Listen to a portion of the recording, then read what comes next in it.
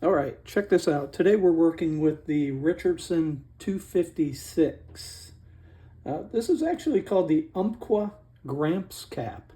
And UMPQUA, I believe, it doesn't say this on the product page if you go look at this hat on the Richardson website, but I believe it's a Native American tribe from the central part of Oregon, which is where Richardson is. So shout out to the UMPQUAs. But check this out. I wanted to show you this hat for a couple reasons. It's a little unique in its makeup and design. So for starters, you can see it's got this cool rope. This is the navy. It's got a bright red rope going across. This is a flat bill. And I think they call it the Gramps cap because of the way it's going to sit. It's got a unique design. You probably can't see it here, but I'll put up some B-roll so you can check it out. So it's kind of got a low profile, classic golf course vibes with this guy. And a flat bill. You can see it's a 5-panel. What's unique about this, it's super lightweight. This material is a little different than most of the hats I work with, so we're gonna have to treat our heat totally different when we go to put patches on this, and we're gonna put a leather patch on this and brand it for a company. These things are made of like a woven nylon cotton blend, which is a little different. It's really super lightweight. It looks like if you apply too much heat to it, you'll discolor it really quickly. And then on the opposite side here, we'll just take a look at the construction. It's got one of those flip up mesh panels in the back here. So you can see that right there. All right, I'm starting to see this in some of the newer caps. What they're coming with is this is not really the hard buckram material. This is super soft and lightweight. And then they're giving the stability to hold this up right here with this mesh flap. Also super light, right? So what happens with the buckram, which looks nice and provides stability, in the summer that gets really hot. It's heavy, holds the heat in. It's also much harder to sew if you're going to be doing any sewing to get your needle to go through it. So I kind of like this. Thought I'd call that out. You can take a look at what's going on here. It's got that nice Richardson outdoor woven tag. Look at the stitching on that. It's pretty good.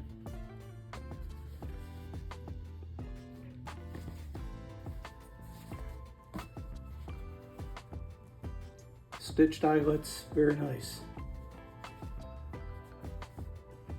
Stitching all looks very good on this. We got one little loose one right here. Sometimes I can attribute it to the factory it's coming out of. Let's see where these came out of, Bangladesh. All right, so let's get started with them. We've got navy blue and red, and we're also working with charcoal with a white rope. Today we're gonna decorate them with a company patch for someone, and let's get started. We'll show you the finished product. Okay, so we're getting things ready, and you can see we're going to use custom settings here because of the material on this cap. And normally we would have a dwell time of 38 seconds. But this material is so light, we're probably going to take this down to about 25, maybe 30. Maybe we'll start out with 30. But the thing that we're going to want to pay attention to is this pressure. 7 is too high, so we're not going to want to use hard pressure on this cap because it's going to malform the material underneath the heat. Right, so we're going to end up going with 320 on the bottom and 285 on the top, but we're not going to dwell for more than 30 seconds, and we're not going to apply a lot of pressure. And that may mean we have to do 2 presses and come in with a second tap at even less time than this, maybe 10 seconds. But what we don't want to do is damage the hat or put a heat scorch on it or anything that's going to malform the material. It needs to come out perfect. And when you get a hat with this kind of material, you're really gonna have to dial it in. Okay, so we're getting ready to make this hat. So if you're making these hats, do not, if it comes with this flap, don't just put it on here and press it, right? Because if you do, you're gonna take the outline of this piece right here, and maybe even some of that mesh, and you're gonna push it and imprint it right into this material. This is really lightweight material, so what you're gonna have to do is flip that whole thing out. And if you don't do this, you're probably going to ruin the hat for somebody. So it is going to take a little bit longer, but I suggest you do it right before you put that thing on there.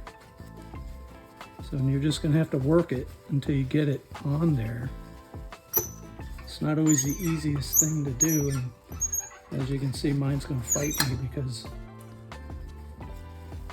this other lever is a little touchy. But that's okay. We'll get it sorted out. All right, so we got that. You want to make sure that all this material is lying flat. So you're going to have to coax it just a little bit. All right, the other thing we do is, and we made this ourselves, and you can do the same thing. A lot of people make the mistake and just press this thing straight on down to whatever they're making. And you can see, this thing's hot, by the way. You can see it's going to come down and hit the materials on this visor. And I see it all the time with pictures people post, and what that's going to do is leave a scorch mark on your visor. So we took a piece of leather, right, and we just made a visor guard, and we put that over it to protect it, right? It guarantees no scorching on the visor.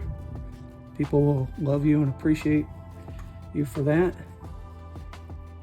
Right, and so now we're just going to place our patch. So what we've got here is, this is made out of material that we bought from Stalls. It's a natural leather, comes with commercial grade adhesive on the back. So we're going to place that on here. We're just going to hold it in place for a few seconds to activate the adhesive. This adhesive is incredibly strong too, by the way. So once that gets activated just a little bit, it's going to be enough to hold this patch in place. We're going to cover it with a pad to prevent any damage from occurring to the front of the hat. And we're going to adjust some pressure here. Let's see what we get for pressure. So probably want a little bit more than that. So we have 0 to 2. So let's pop that open. Let's bring that down just a little bit. Let's see what we get. All right, so we have 2 to 3. So that's pretty good. This is gonna cook for just a few more seconds, and we may have to put it down again.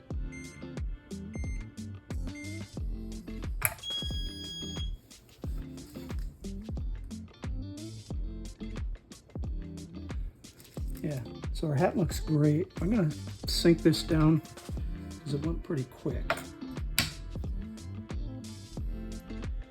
And I'm gonna manually release it. I don't want it to go too much longer. I'm gonna release it now because it's been on 10 seconds.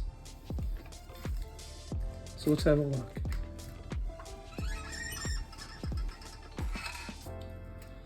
Flip this back in. So look at that, all right? So we got a great outcome. We have no scorching on our cap. Let me zoom out here.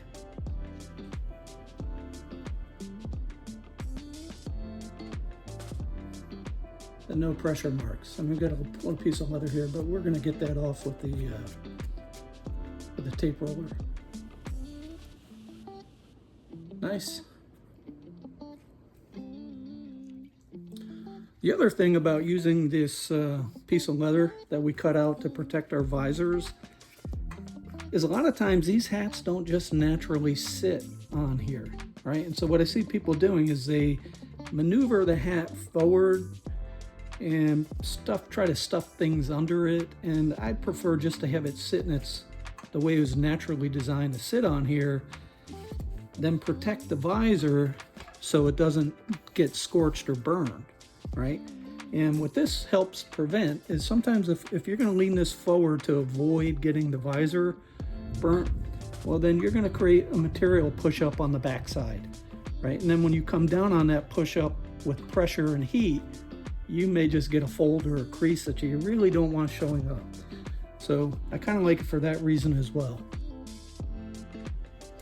And that is how you press a Richardson 256 UMPQUA Gramp hat without damaging the front material.